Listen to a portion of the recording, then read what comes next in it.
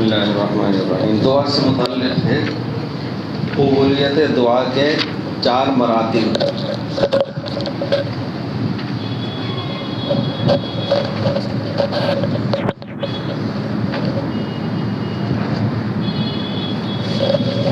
حدیث مذکور میں جو باتیں بیان کی گئی ہیں یہ بھی حقیقت میں دعا کا قبول ہونا ہی ہے۔ البتہ ہم نے جو مانگا تھا وہ نہیں ملا، اس لیے ہم نے مقبول نہ ہونے سے تعبیر کیا۔ حالانکہ اللہ تعالیٰ مومن کی دعا رد نہیں کرتا، بلکہ دنیا اور آخرت میں جو بھی اس کے حق میں بہتر ہوتا ہے عطا فرماتا ہے۔ اور اس کی 4 صورتیں جو دعا کی تھی وہ قبول ہو جاتی ہیں۔ دعا کے بدلے آخرت میں نیکیاں ذخیرہ کر دی جاتی ہیں، دعا کے بدلے گناہ مٹا دیے جاتے ہیں، کوئی مصیبت ٹال دی جاتی ہے۔ اس امر کی تفسیر حضرت ابو سعید خدری رضی اللہ عنہ کی روایت میں ہے جو مسند احمد بن حنبل میں ان الفاظ میں وارد ہے کہ حضرت ابو سعید خدری سے روایت ہے کہ حضور علیہ السلام نے فرمایا کہ جو مسلمان دعا کرے اور اس میں کوئی ایسی دعا نہ ہو جس میں گناہ اور اجتناب توڑنے کا ذکر ہو، تو خدا دعا مانگنے والے کو ان چیزوں میں سے ایک چیز ضرور عطا فرماتا ہے۔ یا تو اس کا مقصد جلد پورا کر دیتا ہے، یا اس کی دعا کو آخرت کے لیے ذخیرہ بنا دیتا ہے، یا دعا مانگنے والے کی کوئی اسی درجے کی مصیبت دور کر دیتا ہے جتنی کہ اس نے دعا میں اپنے نفع کی خواہش نہیں کی۔ صحابہ نے یہ سن کر عرض کیا کہ اب ہم خوب دعا مانگا کریں گے۔ آپ نے فرمایا کہ اللہ تعالیٰ کا فضل بہت زیادہ ہے، اس کے یہاں دینے سے گھاٹا نہیں ہوتا۔ حضرت عبادہ بن صامت رضی اللہ عنہ فرماتے ہیں کہ رسول پاک علیہ السلام نے فرمایا کہ زمین پر جو کوئی مسلمان اللہ تعالیٰ سے دعا کرتا ہے تو خداوند قدوس اس کو وہ چیز عطا فرما دیتا ہے، یا اس کے برابر کوئی مصیبت اس سے ٹال دیتا ہے، جب تک کہ وہ کسی گناہ یا رشتے ناطے توڑنے کی دعا نہیں مانگتا۔ یہ سن کر ایک شخص نے کہا کہ پھر تو خوب مانگا کریں گے۔ حضور نے فرمایا کہ اللہ تعالیٰ اس سے زیادہ دینے والا ہے۔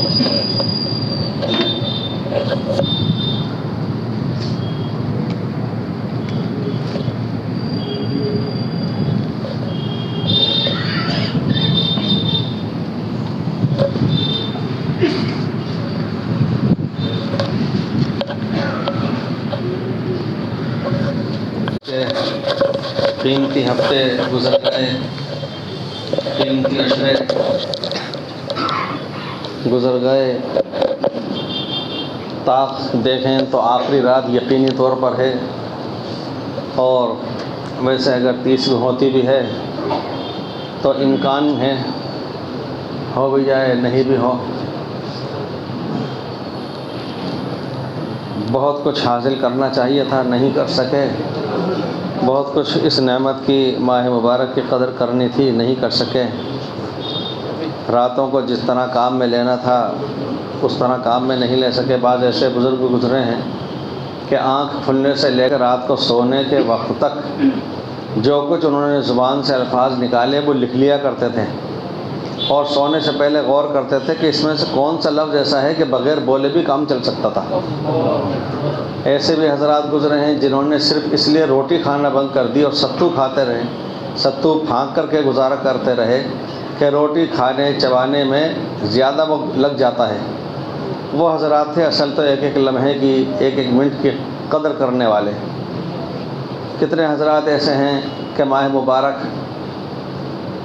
آنے لگتا ہے تو خوشی و مسرت ان کے چہرے پہ دکھتی ہے، اور جب ماہ مبارک ودا ہونے لگتا ہے تو ان کی دھڑکنیں تیز ہو جاتی ہیں، ان کی آنکھوں میں نمی رہتی ہے، ان کا سکون متاثر ہو جاتا ہے۔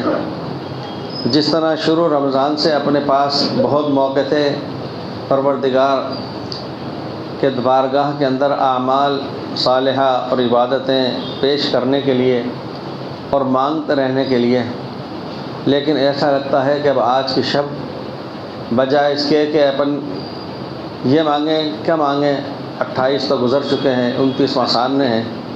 اب تو یہ سمجھ میں آتا ہے کہ اپن حسرت اور افسوس کریں اور اللہ سے کہیں کہ پروردگار مہینہ پورا گزر چکا، ہم کچھ نہیں کر سکے۔ اللہ تعالیٰ اس ناقدری کو درگزر فرمائے، معاف فرمائے۔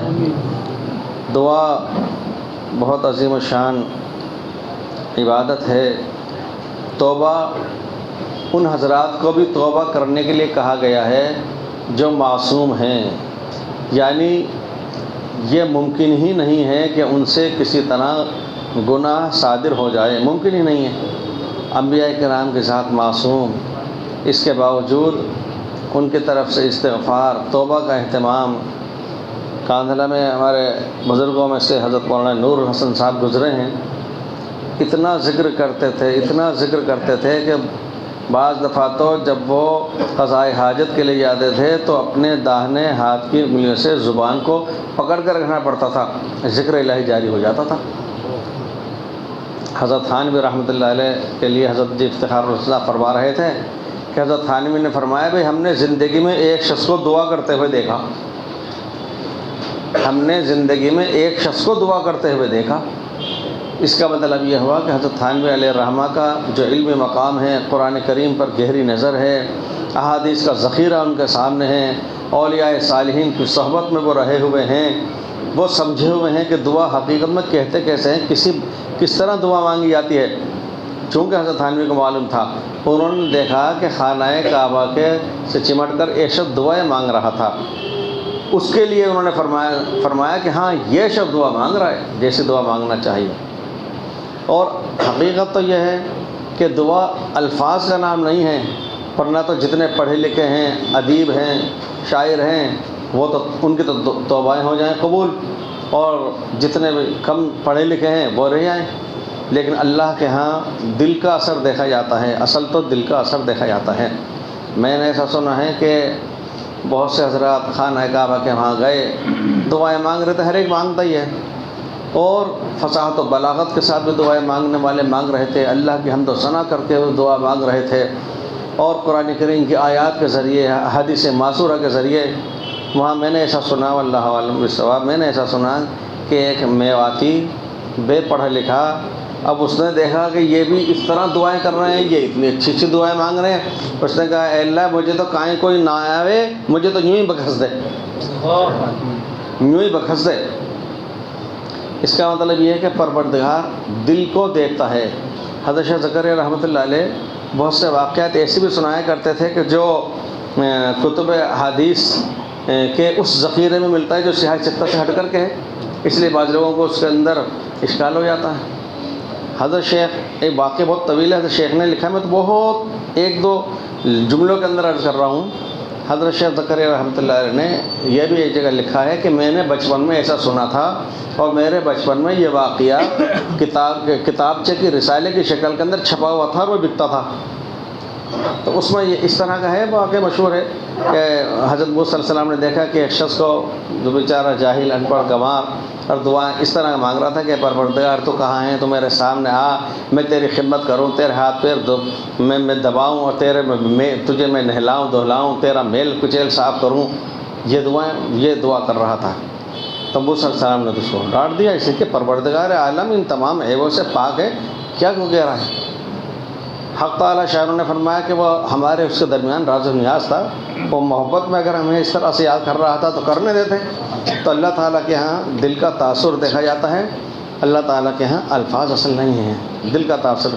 اس لیے اپن دل کی جس کیفیت کے ساتھ آخری تاخرات ہے، جتنا ہو سکے اللہ کے سامنے آنسو بہا لیں، مانگ لیں، اللہ تعالیٰ دینے والا ہے۔